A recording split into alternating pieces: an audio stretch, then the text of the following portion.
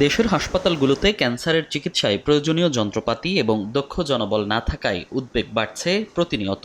যাদের সামর্থ্য আছে উন্নত চিকিৎসার আশায় তারা পাড়ি দিচ্ছেন বিদেশে, আর বাকিদের আস্থা রাখতে হচ্ছে দেশের চিকিৎসা ব্যবস্থার উপর। শনিবার বাংলাদেশ অনকোলজি ক্লাব আয়োজিত আন্তর্জাতিক সম্মেলনের শেষ দিনে আলোচনা হলো ক্যান্সার চিকিৎসায় তরুণ অনকোলজিস্টদের এগিয়ে আসার ব্যাপারে। প্রথমবারের মতো বাংলাদেশের জন্য অ্যাডাপটিভ প্রোস্টেট ক্যান্সারের গাইডলাইন ও স্বাস্থ্যসেবায় কৃত্রিম বুদ্ধিমত্তার ব্যবহার নিয়েও আলোচনা হয় সম্মেলনে।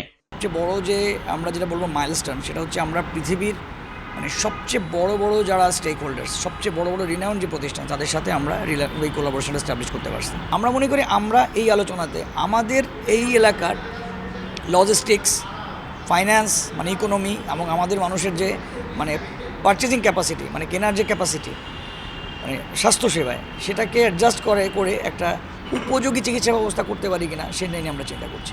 ক্যান্সার ট্রিটমেন্টের জন্য যে ম্যান পাওয়ার, সেই ম্যান পাওয়ারের শর্টেজ আছে।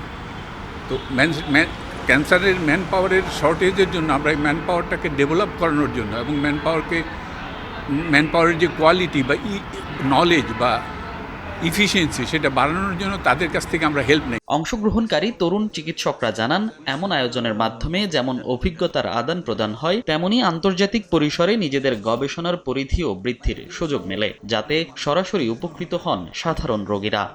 আমরা চাইলে পৃথিবীর আমাদের এই ক্লাউডে যেসব সেন্টার কানেক্ট আছে, সেখানকার যে কোনো এক্সপার্টের সাথে যে কোনো সময় আমরা কথা বলতে পারবো, আমরা এক্সপার্ট ওপিনিয়ন নিতে পারবো। আমরা রেডিওথেরাপির ব্যাপারে ক্লাউড থেকে আমরা আর্টিফিশিয়াল ইন্টেলিজেন্সের মাধ্যমে তার প্ল্যানিংয়ে হেল্প পাবো, আমরা কন্ট্রোলিংয়ে হেল্প পাবো। So it's a big achievement and I think it will B A milestone for Bangladesh. Resource limited সেটিংয়ে কীভাবে গভর্নমেন্ট এবং প্রাইভেট সেক্টরে কাজ করা যায় সেটি নিয়ে তথ্য আদান প্রদান হচ্ছে এবং সেভাবে করেই সেশনগুলি সাজানো হয়েছে। বাইরে থেকে যারা এক্সপার্টিস আসছে, তারা আসছেন, তারা আমাদের সাথে exchange of ideas and views হচ্ছে। আমার মনে হয় এতে আমাদের তরুণ প্রজন্ম অনেক বেশি লাভবান হবে। ক্যান্সারের যে সেবা, এই সেবাতে তরুণদেরকে এগিয়ে আসতে হবে এবং প্রপার নলেজ নিয়ে এগিয়ে আসতে হবে। যারা সার্জিক্যাল সাইডে, তাদেরকে বিভিন্ন ট্রেনিং এবং নিজেকে অনেক যোগ্য করে সেই সেক্টরে নামতে হবে। সহযোগিতায় কমবে ব্যবধান, এই প্রতিপাদ্যে আয়োজিত 3 দিনব্যাপী সম্মেলনে বিশ্বের বিভিন্ন দেশ থেকে 1200 জনেরও বেশি চিকিৎসক নিবন্ধন করেন। অংশ নেন 50 জন ক্যান্সার বিশেষজ্ঞ। জন হপকিন্স, রয়্যাল মার্সডেন এবং অন্যান্য আন্তর্জাতিক প্রতিষ্ঠানের বিশেষজ্ঞদের পাশাপাশি যুক্তরাষ্ট্র, যুক্তরাজ্য, ইতালি, চীন, জর্ডান, কানাডা এবং সার্কভুক্ত দেশগুলো থেকেও চিকিৎসকরা অংশ নেন সম্মেলনে। মনির হোসাইন, সময় সংবাদ, ঢাকা।